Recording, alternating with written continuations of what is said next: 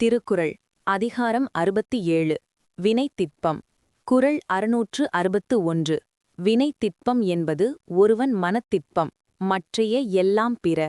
விளக்கம்: ஒரு செயலை சிறப்பாக செய்து முடிப்பதற்கு தேவையான உறுதி, அதாவது வினைத்திட்பம் என்பது ஒருவனுடைய மனதின் உறுதியே ஆகும். படைப்பலம், பணப்பலம், துணைப்பலம் போன்ற மற்றவை எல்லாம் அந்த மன உறுதிக்கு அடுத்தபடியாக வரக்கூடிய இரண்டாம் தரமானவைகளே. மகாபாரதம். மன ஏவ மனுஷ்யானாம் காரணம் பந்த மோக்ஷயோகோ மனசா நிச்சயம் கிருத்வா காரிய சித்திம் அவாப்னுயாத். விளக்கம்: மனிதர்களுடைய வெற்றிக்கும் தோல்விக்கும் பந்தம் மற்றும் மோட்சத்திற்கும் அவனது மனமே காரணமாகிறது. ஒருவன் தன் மனதினால் உறுதியான முடிவை, அதாவது மனத்திட்பத்தை எடுத்துவிட்டால் அவன் எத்தகைய கடினமான காரியத்திலும் வெற்றியடைவான். மற்ற புற சூழ்நிலைகள் யாவும் மனதிற்கு பின்னாலேயே வருகின்றன. மனுஸ்மிருதி. திருதிஹி க்ஷமா தமோ அஸ்தேயம் ஷௌச்சம் இந்திரிய நிக்ரஹா தி வித்யா சத்யம் அக்ரோதோ தசகம் தர்ம லக்ஷணம். விளக்கம்: தர்மத்தின் 10 அடையாளங்களில் முதலாவது திருதி, அதாவது மன உறுதியாகும். ஒரு அரசனோ அல்லது காரியத்தை செய்பவனோ மன உறுதியைக் கொண்டிருந்தால் மட்டுமே தர்மத்தையும் ராஜ்யத்தையும் காக்க முடியும். மன வலிமை இல்லாதவன் கையில் இருக்கும் மற்ற செல்வங்கள் யாவும் பயனற்றவை, மற்றைய எல்லாம் பிற. இந்த குறள் எப்படி சனாதன தர்மத்துடன் ஒத்துப்போகிறது? திருக்குறள் 661 உள்ள வினைத்திட்பம் என்பது மனத்திட்பம் என்ற கருத்து சனாதன தர்மத்தின் சங்கல்ப சக்தி மற்றும் நிச்சய புத்தி ஆகியவற்றுடன் பின்வருமாறு இணைகிறது. சங்கல்ப சக்தி, பவர் ஆஃப் இன்டென்ட். சனாதன தர்மத்தில் ஒரு செயலை தொடங்கும் முன் சங்கல்பம் செய்வார்கள். இது நான் இந்த செயலை மன உறுதியோடு செய்து முடிப்பேன் என்ற பிரகடனம். வள்ளுவர் கூறும் மனத்திட்பமே இந்த சங்கல்பத்தின் அடிப்படை. நிச்சய புத்தி, டிட்டர்மின்ட் இன்டெலெக்ட். பகவத்கீதையில் கண்ணன் வியவசாயாத்மிகா புத்திஹி என்கிறார், அதாவது ஒரே இலக்கை நோக்கி உறுதி பூண்ட புத்தி. மன உறுதி உடையவனுக்கு இலக்கு ஒன்றுதான், மற்றவை எல்லாம் சிதறிய எண்ணங்களே. புருஷார்த்தம் மற்றும் வீரியம். தெய்வத்தால் ஆகாது எனினும் முயற்சி தன் மெய்வருத்த கூலி தரும் என்ற வள்ளுவத்தின் சாரமே இங்கும் ஒலிக்கிறது. சனாதன தர்மத்தில் தெய்வம் என்ற விதி ஒரு பக்கம் இருந்தாலும் ஒருவனின் மன உறுதி விதியை மாற்றும் வலிமை கொண்டது என கருதப்படுகிறது. அஞ்சனேயரின் வினைத்திட்பம். இராமாயணத்தில் அனுமன் கடலை தாண்ட முற்படும்போது அவருக்கு இருந்த ஒரே பலம் இராமநாமம் என்ற மன உறுதிதான். அவருக்கு சிறகுகள் இல்லை, விண்கலங்கள் இல்லை, ஆனால் அவரது மனத்திட்பமே அவரை இலக்கை அடைய வைத்தது. இதுவே மற்றைய எல்லாம் பிற என்பதற்கு சான்று. குறள் 662 ஊரொரால் உற்றபின் ஒல்காமை. இவ்விரண்டின் ஆறு என்பர் ஆய்ந்தவர் கோள். விளக்கம்: ஒரு செயலை செய்யத் தொடங்கும் முன்னே வரக்கூடிய இடையூறுகளை, அதாவது ஊறு, அறிந்து அவற்றைத் தவிர்த்தல், அதாவது ஒரால். ஒருவேளை எதிர்பாராமல் இடையூறு வந்துவிட்டால் அப்போது மனம் தளராமல், அதாவது ஒல்காமை, உறுதியுடன் நிற்றல் ஆகிய இவ்விரண்டுமே அறிவுடையார் பின்பற்றும் வழிமுறையாகும். மகாபாரதம். அ ந க த வி தா தா ச பிரத்யுத்பன்ன மதிஸ்ததா த்வாவேதௌ சுகமேதேதே யத் பவிஷ்யோ வினஷ்யதி. விளக்கம்: வருமுன் காப்பவனும் வந்தபின் அதை சமாளிக்கும் அறிவுடையவனும் இன்பமாக வாழ்வார்கள். வருவது வரட்டும் என்று சோம்பிக் கிடப்பவன் அழிவான். வள்ளுவர் கூறும் ஊரொரால் என்பது வருமுன் காப்பதையும், ஒல்காமை என்பது வந்தபின் தளர்வடையாமல் இருப்பதையும் குறிக்கும். மனுஸ்மிருதி. விசிந்திய தத் விகாதான் யத் காரியம் சமுபஸ்திதம் அனவசாதேன தத் குர்யாத் சித்தியமேவ ந சம்சயः. விளக்கம்: தொடங்கும் காரியத்தில் வரும் தடைகளை, அதாவது விகாதான், நன்கு சிந்தித்து நீக்க வேண்டும். ஒருவேளை தடைகள் வந்தாலும் மனச்சோர்வு அடையாமல், அதாவது அனவசாதேன, அச்செயலை தொடர வேண்டும். அப்படிச் செய்பவனுக்கு வெற்றி நிச்சயம், சித்தியமேவ என்பதில் ஐயமில்லை. இந்த குறள் எப்படி சனாதன தர்மத்துடன் ஒத்துப்போகிறது? திருக்குறள் 662 உள்ள ஊரொரால் மற்றும் ஒல்காமை என்ற கருத்து சனாதன தர்மத்தின் விவேகம் மற்றும் தைரியம் ஆகியவற்றுடன் பின்வருமாறு இணைகிறது. விவேகம், ப்ரீஎம்ப்டிவ் ஆக்ஷன். சனாதன தர்மத்தில் பூர்வ சிந்தனை மிக முக்கியம். ஒரு யாகமோ அல்லது ஒரு காரியமோ தொடங்கும் முன் வரும் தடைகளை நீக்க விக்ன நிவாரணம், அதாவது விநாயகர் வழிபாடு போன்றவை செய்வார்கள். இதுவே ஊரொரால், இடையூறு வராமல் காத்தல். தைரியம், ஃபார்ட்டிடியூட். கீதையில் கண்ணன் க்ஷுத்ரம் ஹிருதய தௌர்பல்யம், க்ஷுத்ரம் ஹிருதய தௌர்பல்யம் என்கிறார். கீழ்த்தரமான மனத்தளர்ச்சியை விடு. காரியம் இடையில் தடைப்பட்டாலும் ஒல்காது, சோர்வடையாது மீண்டும் எழுவதே வீரம். அர்ஜுனனின் மனநிலை. போர்க்களத்தில் அர்ஜுனன் முதலில் மனத்தளர்ச்சி அடைந்தான், ஒல்காமைக்கு எதிர்மறை. ஆனால் கண்ணனின் உபதேசத்தால் மீண்டும் தன் மன உறுதியை, அதாவது வினை திட்பத்தை மீட்டெடுத்தான். யதார்த்தவாதம், ரியலிசம். தடையில்லாத காரியம் உலகில் இல்லை.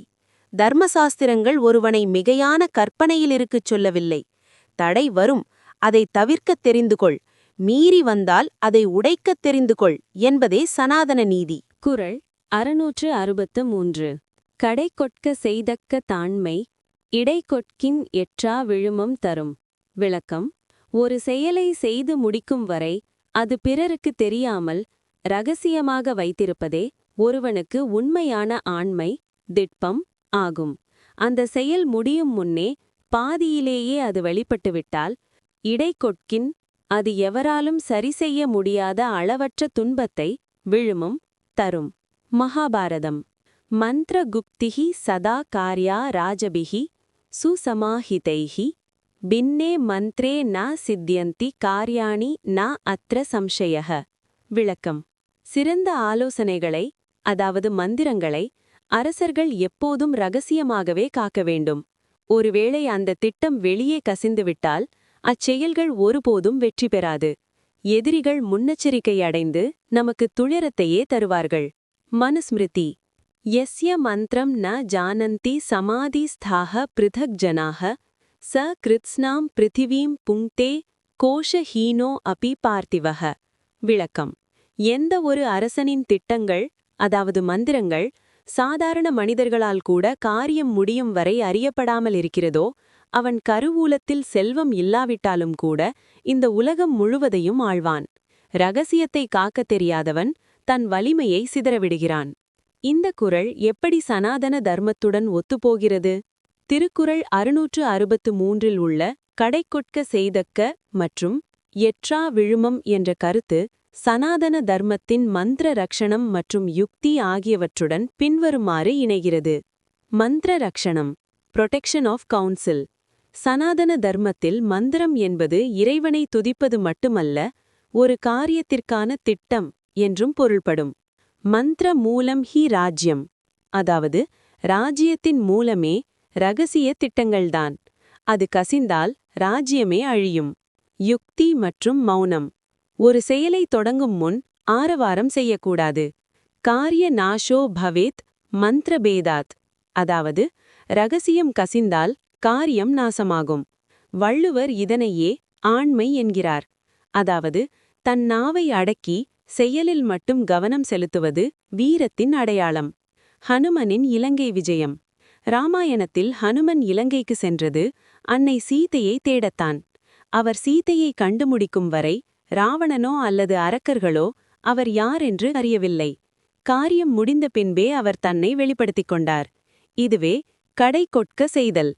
தீய விளைவு, விழுமம். பாண்டவர்கள் வனவாசம் முடிந்து ஓராண்டு அக்ஞாதவாசம், அதாவது மறைந்து வாழ்தல் இருந்தனர். அது முடியும் முன்னே துரியோதனன் அவர்களை கண்டிருந்தால் மீண்டும் 12 ஆண்டுகள் வனம் செல்ல வேண்டும். இதுவே இடை கொட்கின் வரும் விழுமம். குறள் 664. சொல்லுதல் யார்க்கும் எளிய, அரியவாவாம் சொல்லிய வண்ணம் செயல். விளக்கம்: ஒரு காரியத்தை இப்படி செய்யலாம் அப்படி செய்யலாம் என்று வாயால் சொல்லுதல் யாருக்கும் மிகவும் எளிதானது, எளிய. ஆனால் சொன்னபடியே அந்த செயலை செய்து முடிப்பது என்பதுதான் மிகக் கடினமான காரியம், அரியவாவாம். மகாபாரதம். பகவக சந்தி ராஜந்தன் உபதேஷ்டாரக ஆநிஸ்ரிதாக காரியகாலே து சம்பிராப்தே கர்த்தாரக சந்தி துர்லபாக. விளக்கம்: மன்னாம் அறிவுரை கூறுபவர்களும் உபதேசம் செய்பவர்களும் எங்கும் நிறைய இருக்கிறார்கள். ஆனால் ஒரு காரியத்தை செய்ய வேண்டிய நேரம் வரும்போது காரியகாலே சொன்னபடி செய்து முடிக்கும் செயல்வீரர்கள் கிடைப்பது மிகவும் அரிது, துர்லபாக.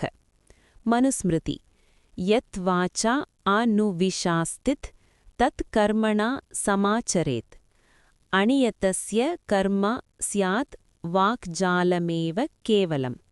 விளக்கம்: ஒருவன் எதை வாயால் சொல்கிறானோ அதை தன் செயலில் காட்ட வேண்டும்.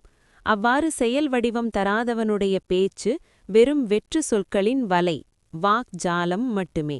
அவனது கர்மம் முழுமையடையாது. இந்த குறள் எப்படி சனாதன தர்மத்துடன் ஒத்துப்போகிறது? திருக்குறள் 664 உள்ள சொல்லிய வண்ணம் செயல் என்ற கருத்து சனாதன தர்மத்தின் சத்தியவிரதம் மற்றும் கர்மானுஷ்டானம் ஆகியவற்றுடன் பின்வருமாறு இணைகிறது. சத்தியவிரதம், vow of truth. சனாதன தர்மத்தில் சொன்ன சொல்லை காப்பாற்றுவது என்பது மிகப்பெரிய தவம். யதா வாக் ததா கிரியா என்பதே உயர்ந்த பண்பு. வள்ளுவர் இதனையே அரியவாவாம் என்று அதன் மேன்மையை குறிப்பிடுகிறார். வாக் ஜாலம் வெர்சஸ் கர்மயோகம். ஆன்மீகத்தில் வெறும் வேதாந்தம் பேசுபவர்களை விட ஒரு சிறு நற்செயலை செய்பவர்களே மேலானவர்கள் என கருதப்படுகிறது. உபதேசங்கள் செய்வது எளிது, ஆனால் அதன்படி வாழ்ந்து காட்டுவதே கர்மயோகம். ஸ்ரீராமரின் ஒரு சொல், ராமோ த்விர்நாபி பாஷதே. இராமர் ஒரு முறை சொன்னால் மாற்றமாட்டார். தந்தை கொடுத்த வாக்கை காப்பாற்ற 14 ஆண்டுகள் வனம் சென்றார். சொல்லுதல் எளிய அந்த சூழலில் சொல்லிய வண்ணம் காடு சென்ற அந்த செயல்தான் அவரை மரியாதா புருஷோத்தமன் ஆக்கியது. அனுஷ்டான பலம். மந்திரங்களை சொல்லுதல் எளிது, ஆனால் முறையான அனுஷ்டானங்களுடன் அதனை சித்தி செய்வது கடினம். சனாதன தர்மம் வாச்சிய நிலையை விட கிரியா நிலைக்கே அதிக மதிப்பளிக்கிறது. குறள் 665. வீரெய்தி மாண்டார் வினைத்திட்பம் வேந்தன்கண் ஊரெய்தி உள்ளப்படும். விளக்கம்: பெருமையுடன் வீரெய்தி கூடிய உயர்ந்த பண்புகளை உடையவர்கள் மாண்டார் கொண்ட செயலுறுதி வினைத்திட்பம் ஆட்சியாளரால் வேந்தன்கண் மிக உயர்வாக மதிக்கப்பட்டு மனதிற்குள் வைத்து போற்றப்படும். அத்தகையவர்களின் உறுதி அரசனுக்கு பெரும் பலமாக அமையும். மகாபாரதம். யஸ்ய கர்மன ஜானந்தி மந்த்ரம் வா மந்த்ரிதம் ததா கிருதமேவ து ஜானந்தி ச பண்டிதஹ உச்யதே நృபை. விளக்கம்: எந்த ஒரு அமைச்சரின் செயலுறுதியையும் ஆலோசனையையும் அவர் செய்து முடிக்கும் வரை எவரும் அறியவில்லையோ அவர் செய்து முடித்த பின் அதை பார்த்து அரசன் வியந்து பாராட்டுவான். அத்தகைய மன உறுதி கொண்டவரை அரசர்கள் தங்கள் இதயத்தில் வைத்து போற்றுவார்கள். மனுஸ்மிருதி. அமாத்யே தண்டே ஆதயோ தண்டே வைனயிகி கிரியா நிருபதௌ கோஷராஷ்டிரேச்ச துர்கே தண்டேச்ச சம்ஸ்திதா. விளக்கம்: அரசின் நிர்வாகமும் தண்டனை அதிகாரமும் ஒரு சிறந்த அமைச்சரிடம் உள்ளது. ஒரு அமைச்சரின் அசைக்க முடியாத செயல் உறுதியைக் கண்டு அரசன் மகிழ்ச்சியடைந்தால் அந்த நாடு நிலைத்தன்மை பெறும். வீரமும் உறுதியும் கொண்ட ஒரு அமைச்சரை அரசன் தன் கண்டின் இமை போல காக்க வேண்டும். இந்த குறள் எப்படி சனாதன தர்மத்துடன் ஒத்துப்போகிறது?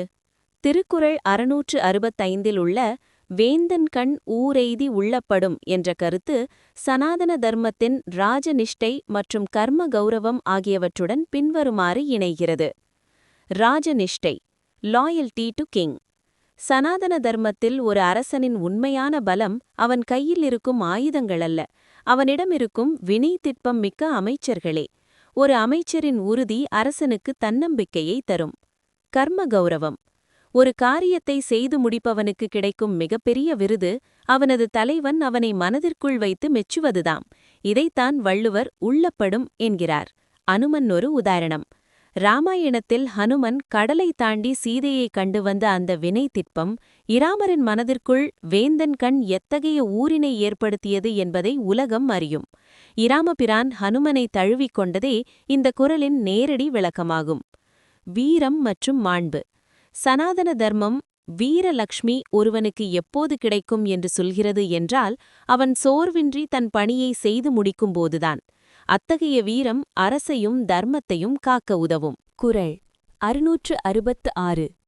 எண்ணிய எண்ணியாங்கு எய்துப எண்ணியார் திண்ணிய ராகப்பெறின்.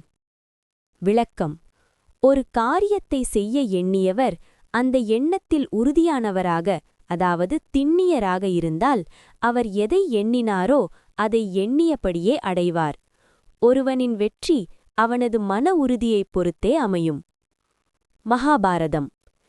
யோ யத் ஸ்ரத்தஹ ச ஏவசஹ மன்மனா பவ மத்பக்தோ மத்யாஜி மாம் நமஸ்குரு.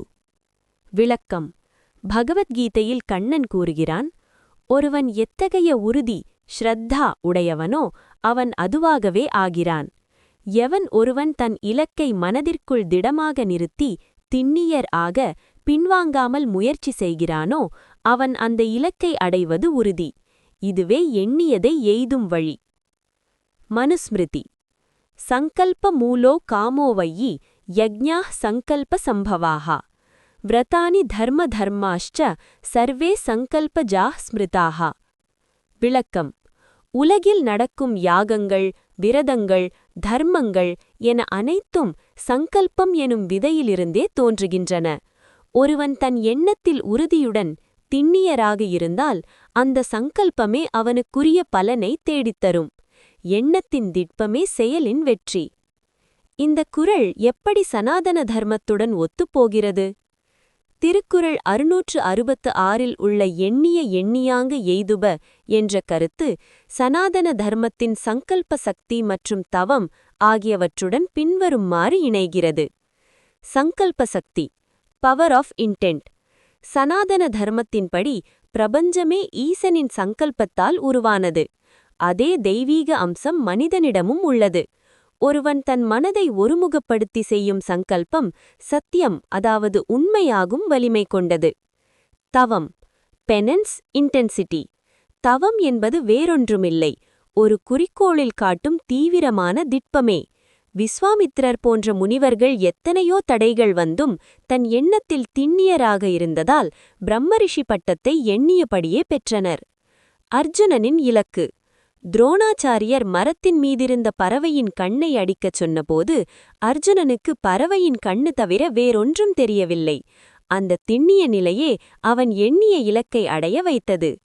சித்த மர்மம். மன ஏவ மனுஷ்யாணாம் காரணம். மனமே எல்லாவற்றிற்கும் காரணம். மனம் எதை ஆழமாக நம்புகிறதோ உடல் மற்றும் சூழல் அதற்கு ஏற்ப மாறி அந்த பலனை தந்துவிடும். இதுவே வள்ளுவர் கூறும் எண்ணியாங்கு எய்தல். குறள் 667. உருவு கண்டு எள்ளாமை வேண்டும் உருள் பெரும் தேர்க்கு அச்சாணி அன்னார் உடைத்து. விளக்கம். ஒருவரது உருவத்தின் சிறுமையைக் கண்டு அவரை இகழக்கூடாது. ஏனெனில் உருண்டு ஓடும் மிகப்பெரிய தேர்க்கு அதன் பாரத்தை தாங்கி நிறுத்திச் செலுத்துவது மிகச் சிறியதாக இருக்கும் அச்சாணியே ஆகும். அதுபோல உருவத்தால் சிறியவர்களிடமும் அரிய செயலாற்றும் வலிமை இருக்கலாம். மகாபாரதம். ந தேன விருத்தவோ பவதி ஏனாஸ்ய பலிதம் ஷிரா யோ வை யுவா அபி தியானாக தம் தேவாக ஸ்தமிர விதுகு. விளக்கம். தலைமயிர் நரைத்துவிட்டது என்பதற்காக ஒருவனை பெரியவன் என்று சொல்லிவிட முடியாது. உருவத்தால் இளைஞனாக இருந்தாலும் எவன் ஒருவன் அறிவிலும் வினைத்திட்பத்திலும் சிறந்தவனாக இருக்கிறானோ அவனையே தேவர்கள் பெரியவன் என்று மதிக்கிறார்கள். உருவத்தை விட அறிவே மேலானது. மனுஸ்மிருதி. யதா காஷ்டு மயோ ஹஸ்தி யதா சர்ம மயோ மிருகா தத்வத் அல்ப ஷரீரோ அபி ஞானவான் பூஜ்யதே சதா. விளக்கம். மண்ணால் செய்த யானை பெரியதாக தெரிந்தாலும் பலன் தராது. ஆனால் உருவத்தால் சிறியவனாக இருந்தாலும் அறிவு தெளிவும் காரிய உறுதியும் கொண்டவன் எக்காலத்திலும் போற்றப்பட வேண்டியவன். உருவத்தின் அளவு ஒருவனின் ஆற்றலுக்கு அளவுகோல் அல்ல. இந்த குறள் எப்படி சனாதன தர்மத்துடன் ஒத்துப்போகிறது? திருக்குறள் 667 உள்ள அச்சாணி உவமை சனாதன தர்மத்தின் சூக்ஷ்ம சக்தி மற்றும் குணதர்மம் ஆகியவற்றுடன் பின்வருமாறு இணைகிறது. சூக்ஷ்மம், அதாவது சப்டிலிட்டி. சனாதன தர்மத்தில் ஸ்தூலம் என்பதை விட சூக்ஷ்மம் என்ற சிறிய அல்லது நுட்பமான நிலை அதிக வலிமை கொண்டதாக கருதப்படுகிறது. பிரபஞ்சத்தை இயக்கும் பரமாத்மா ஒரு அணுவை விடச் சிறியவர், ஆனால் அவரே அனைத்தையும் தாங்குகிறார். அந்த சிறுமையின் பெருமையையே வள்ளுவர் அச்சாணி என்கிறார். அகஸ்திய முனிவர். சனாதன புராணங்களில் அகஸ்தியர் உருவத்தில் மிகவும் குள்ளமானவர், வாமனர் போல. ஆனால் அவர் கடல் நீரையே குடித்ததும் விந்திய மலையின் கர்வத்தை அடக்கியதும் அவரது வினை திட்பத்திற்கு சான்று. வானவர்கள் உருவத்தைக் கண்டு எள்ளி நகையாடியவர்கள் தோற்றுப்போயினர். வாமன அவதாரம். மகாபலி சக்கரவர்த்தி குள்ளமான உருவத்துடன் வந்த வாமனரை சிறுவனாக எண்ணி அலட்சியப்படுத்தினார். ஆனால் அந்த சிறு உருவமே உலகளந்த பெருமாளாக வளர்ந்து பிரபஞ்சத்தை தன் வசமாக்கியது. இது உருவு கண்டு எல்லாமை என்பதற்கு சிறந்த உதாரணம். அச்சாணி தத்துவம். தேரோட்டம் என்பது ஒரு தேசத்தின் இயக்கத்திற்கு சமம். அந்த இயக்கத்தின் மையம் ஒரு சிறிய அச்சாணிதான். அதுபோல ஒரு பெரிய அமைப்பை, அதாவது வேந்தனை அல்லது நாட்டை, ஒரு சிறிய மனிதனின் அறிவோ அல்லது உறுதியோ தாணி பிடிக்கக்கூடும். குறள் 668. கலங்காது கண்ட வினைக்கண், துளங்காது தூக்கம் கடிந்து செயல். விளக்கம்.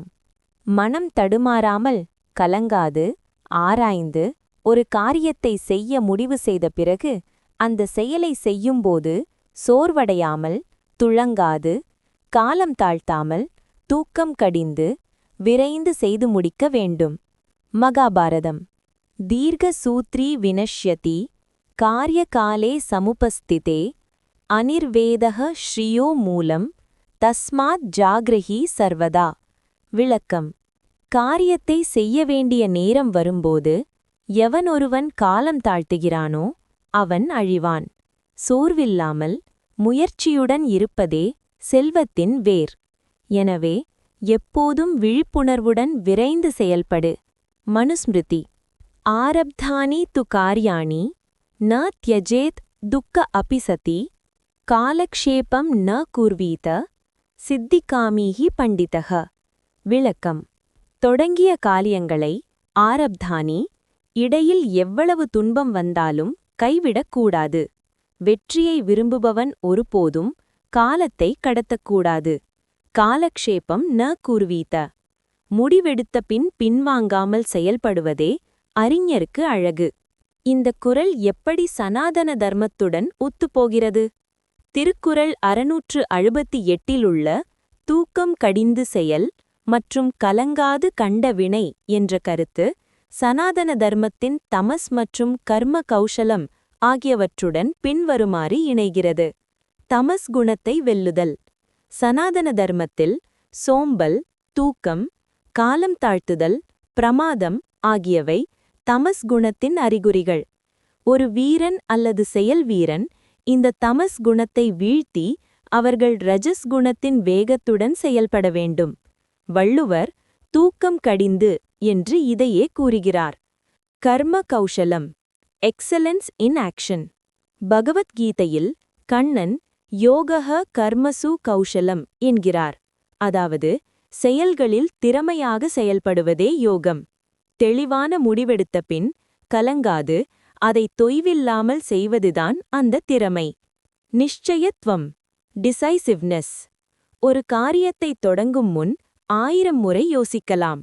ஆனால் தொடங்கிய பின் ஒரு முறை கூட சந்தேகப்படக்கூடாது. இதுவே நிச்சய புத்தி. அர்ஜுனன் போர்க்களத்தில் முதலில் கலங்கினான். ஆனால் கண்ணனின் உபதேசத்திற்குப் பின் துளங்காது போரிட்டான். காலத்தின் மதிப்பு. சனாதன தர்மம் காலத்தை காலபுருஷன் என மதிக்கிறது. காலத்தை வீணடிப்பது தெய்வத்தை அவமதிப்பதற்கு சமம். சரியான நேரத்தில் செய்யப்படும் செயலே தர்மமாகும். குறள் 669. துன்பம் உறவரினும் செய்க துணிவாற்றி இன்பம் பயக்கும் வினை. விளக்கம். ஒரு செயலை செய்யும்போது இடையில் தாங்க முடியாத துன்பமே துன்பம் உறவரினும் வந்தாலும் அந்த செயல் இறுதியில் மிகுந்த நன்மையையும் இன்பத்தையும் தருமென்றால் மன உறுதியுடன் துணிவாற்றி அச்செயலை செய்து முடிக்க வேண்டும். மகாபாரதம். யத் அக்ரே விஷமிவ பரிணாமே அமிர்தோபமம் தத் சுகம் சாத்வீகம் புரோக்தம் ஆத்ம புத்தி பிரசாதஜம். விளக்கம்.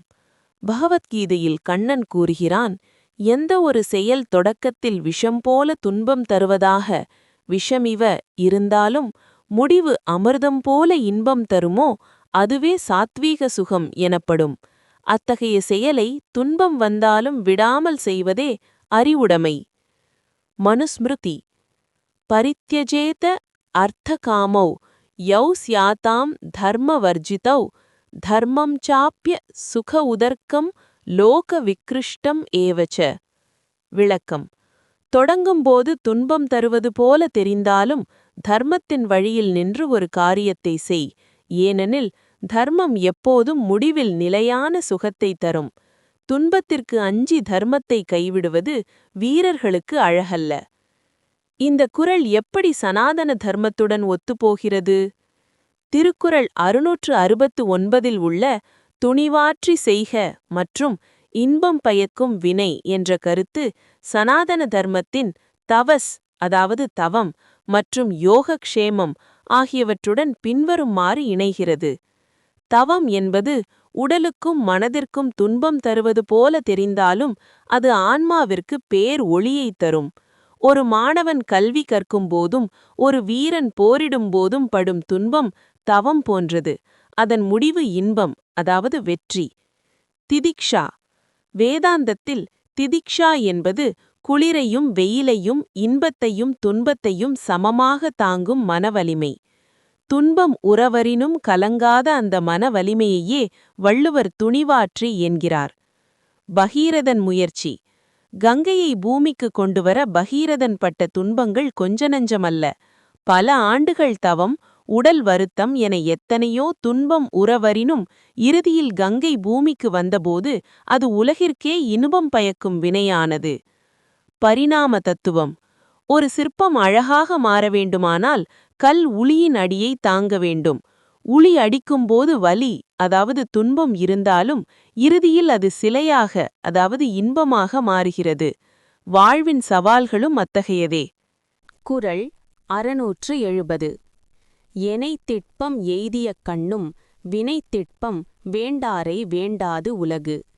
விளக்கம்: ஒருவர் அறிவு, செல்வம், குலம் என வேறு எந்த வகையான வலிமைகளை எனைத்திட்பம் எவ்வளவுதான் பெற்றிருந்தாலும் ஒரு காரியத்தை உறுதியுடன் செய்து முடிக்கும் ஆற்றல் வினைத்திட்பம் அவரிடம் இல்லையென்றால் இந்த உலகம் அவரை ஒரு பொருட்டாக மதிக்காது. மகாபாரதம். ந குலேன ந ஜாத்யேன ந ச வித்யேன லக்ஷ்யதே கர்மணைவ ஹி ஜானாதி புருஷம் புருஷ ரிஷபம். விளக்கம்: ஒருவன் எந்த குலத்தில் பிறந்தான், எவ்வளவு கல்வி கற்றான் என்பது முக்கியமல்ல. அவனது செயலைக் கொண்டே அவன் புருஷோத்தமன், சிறந்த மனிதன் என்று அறியப்படுகிறான். செயலில் உறுதியில்லாதவனை எவ்வளவு கல்வி கற்றிருந்தாலும் உலகம் போற்றாது. மனுஸ்மிருதி. யதா அனிர்வேதக ஸ்ரீயோ மூலம் தத்வத் வீரியம் ஹி சாதனம் அவீரியஸ்ய ந லோகோ அயம் அப்யமுத்ர ச சுகம்பவேத். விளக்கம்: சோர்வில்லாமல் இருப்பதே செல்வத்திற்கு வேர். அதேபோல் வீரம், அதாவது செயல் உறுதி ஒன்றே காரியங்களை சாதிக்கும் கருவி. வீரம் அல்லது வினைத்திட்பம் இல்லாதவனுக்கு இந்த உலகிலும் இடமில்லை, மறு உலகிலும் இன்பமில்லை. உலகம் பலவீனமானவர்களை எப்போதும் புறக்கணிக்கவே செய்யும். இந்த குறள் எப்படி சனாதன தர்மத்துடன் ஒத்துப்போகிறது? திருக்குறள் 670 உள்ள வேண்டாரை வேண்டாது உலகு என்ற கருத்து சனாதன தர்மத்தின் புருஷார்த்தம் மற்றும் கர்மயோகம் ஆகியவற்றுடன் பின்வருமாறு இணைகிறது. புருஷார்த்தம், ஹியூமன் எஃபர்ட். சனாதன தர்மத்தில் தர்மம், அர்த்தம், காமம், மோக்ஷம் ஆகிய 4 இலக்குகளையும் அடைய புருஷார்த்தம் அவசியம். எவ்வளவு பெரிய ஆசிர்வாதம் இருந்தாலும் செயல் உறுதி இல்லையெனில் அவை பலன் தராது. வள்ளுவர் இதனையே வினைத்திட்பம் வேண்டாரை வேண்டாது உலகு என்கிறார். அர்ஜுனனின் காண்டீபம். மகாபாரத போரில் அர்ஜுனனிடம் தெய்வீக அஸ்திரங்களிருந்தன. காண்டீபம் எனும் வில் இருந்தது. கிருஷ்ணனே தேரோட்டியாக இருந்தார். எனைத்திட்பம் எய்திய கண்ணும். ஆனால் அவனிடம் செயல் உறுதி தளர்ந்தபோது அந்த ஆயுதங்கள் பயனற்றவையாயின. அவன் மீண்டும் உறுதி பெற்ற பின்னரே உலகம் அவனை போற்றியது. தெய்வமும் பௌருஷமும். விதி ஒரு பக்கம் இருந்தாலும் ஒருவனின் முயற்சி, பௌருஷம் மேலானது என்பது வசிஷ்டரின் உபதேசம், யோக வாசிஷ்டம்.